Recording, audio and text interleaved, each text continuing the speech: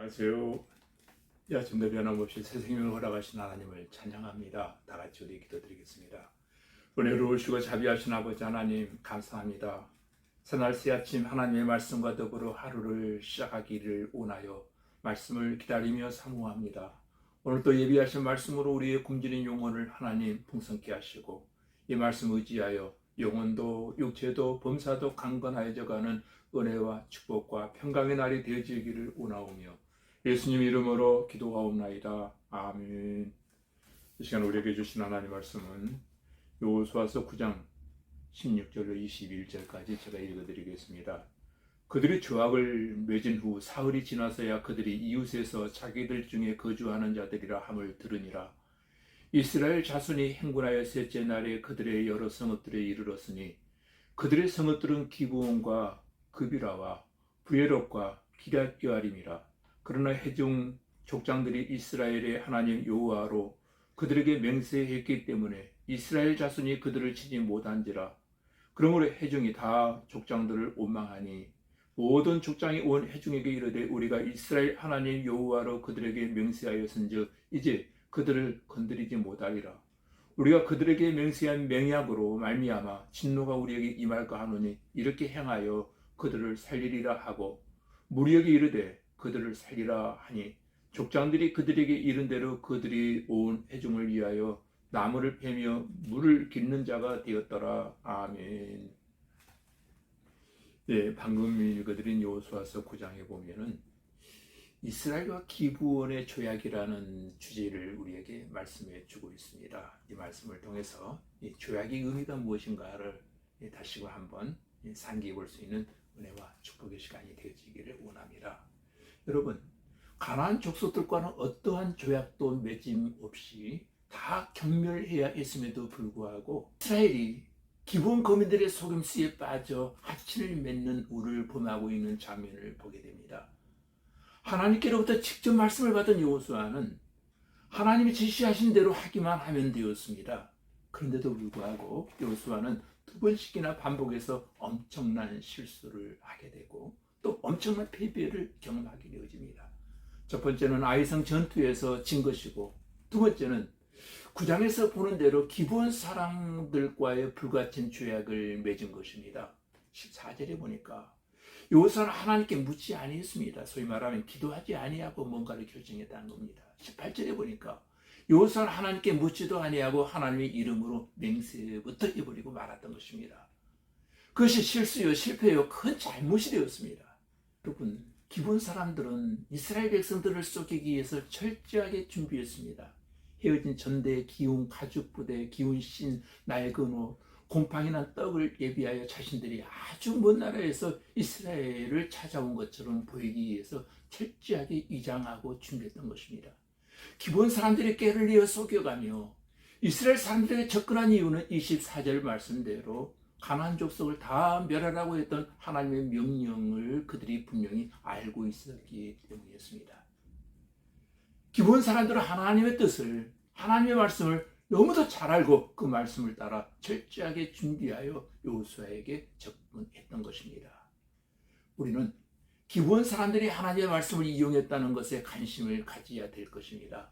하나님께서 광야에서 40일 동안 금식하며 기도하실 때 마귀 사탄이 예수님을 시험했습니다. 마귀는 하나님의 말씀을 인용해서 시험했습니다. 많은 이단들이 기독교인들에게 접근해 올 때도 성경을 가지고 접근해 옵니다. 틀림없이 성경 공부합시다 라고 유혹합니다.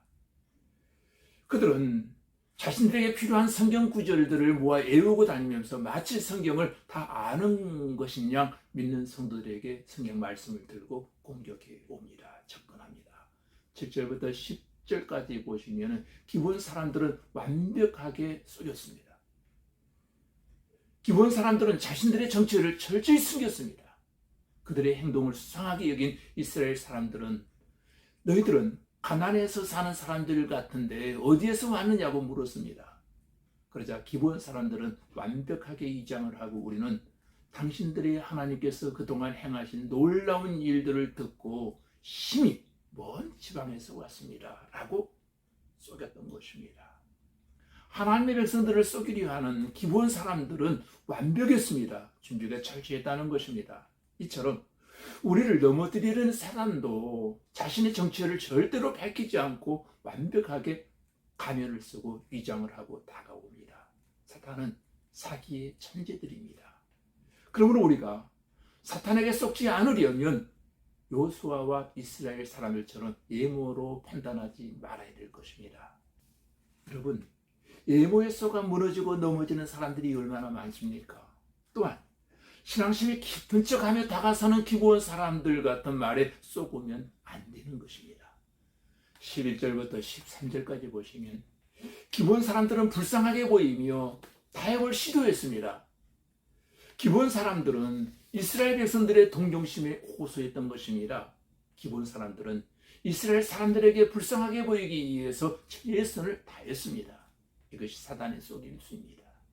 그리고 우리들을 살려만 주신다면 당신의 종이 되겠습니다 라고 했습니다. 그러자 여호수아와 이스라엘 백성들은 기브온 사람들과 평화의 조약을 맺었던 것입니다. 여호수아와 이스라엘 사람들은 동정심에 호소하며 타협하자는 기브온 사람들에게 그냥 넘어가고 말았던 것입니다. 여러분, 신앙생활이라는 것은 현실과 타협할수록, 세상과 타협할수록 더 어렵게 꼬여간다는 사실입니다. 사탄은 우리들에게 세상과 현실에 타협을 하도록 유혹하고 있습니다. 사탄은 조금씩 서서히 우리가 모르는 사이에 세상과 현실 속에 빠져가도록 만들어버리고 만다는 것입니다. 주일이 1년에 52번이나 있는데 내가 이런 형편과 사정이 있는데 하나님이 다 이해해 주시겠지. 한 번쯤은 안 나가도 하고 한 번을 중요하게 생각하지 않으면 계속 그런 모습의 신앙생활을 하게 되어지는 것입니다. 이게 사탄이 사용하는 전략 전술입니다. 하나님 앞에서 적당한 것은 없습니다. 성경에 보니까 자든지 덥든지 하라. 성경은 선택하라고 말씀합니다. 기브온은 이스라엘의 친구가 아니고 적이었습니다. 그런데 친구처럼 다가온 그들과 손잡은 것이 이스라엘의 최고의 실수였던 것입니다. 오늘도 우리에게 친구처럼 적당하게 다가오는 악의 세력이 있습니다. 믿음에 굳게 서서 단호하게 물리치시는 승리자가 되시기를 바랍니다. 여호수아가 하나님께 묻지 않았다고 하는 것은 하나님의 말씀을 묵상하지 아니하고 기도하지 않았다는 것입니다. 중요한 일이 있는데 기도하지 아니하고 결정했다는 것입니다. 하나님의 뜻보다 내 뜻을 더 존중했다는 것입니다. 하나님의 힘보다 내 지혜와 경험과 재능을 의지했다는 것입니다. 여호수아는 시간을 갖고 기도하여 하나님께 묻지 않고 눈에 보이는 증거물만 가지고 어이없는 결정을 하고 말았던 것입니다. 사랑하는 교회 여러분, 여러분의 가정에서나 일터에서나 교회에서 범사에 하나님 뜻을 구하는 삶이 되어지기를 기도합니다. 여호수아는 하나님께 묻지 않았던 것이 엄청난 실수였습니다. 여러분, 범사에 하나님께 묻고 하나님의 뜻을 구하고 하나님의 뜻을 실현하는 믿음의 승리자들이 다 되어지기를 주님의 이름으로 축복합니다. 다 같이 우리 기도드리겠습니다. 전능하신 아버지 하나님, 은혜와 사랑을 감사합니다. 하나님의 선하시고 온전하신 뜻을 이루며 사는 믿음의 승리자들이 되게 하여 주시옵소서. 범사에 하나님께 묻고 사는 저희들 되게 하여 주시옵소서. 내 지혜와 내 경험과 내 판단을 기이 여기고 자신의 힘을 의지하는 어리석은 자가 아니라 크든 작든 하나님을 의지하고 하나님의 뜻을 구하는 믿음의 사람들이 되게 하여 주시옵소서. 사탄의 전략에 이용당하지 아니하도록 날마다 깨어있어 기도하게 하시고 오늘도 우리에게 친구처럼 적당하게 다가오는 악의 세력을 향하여 믿음에 굳게 서서 단호하게 물리치시는 승리자들이 되게 하여 주시고 가정에서나 일터에서나 교회에서나 범사에 하나님의 뜻을 구하는 기도의 삶이 되게 하여 주시옵소서. 예수님 이름으로 기도하옵나이다. 아멘.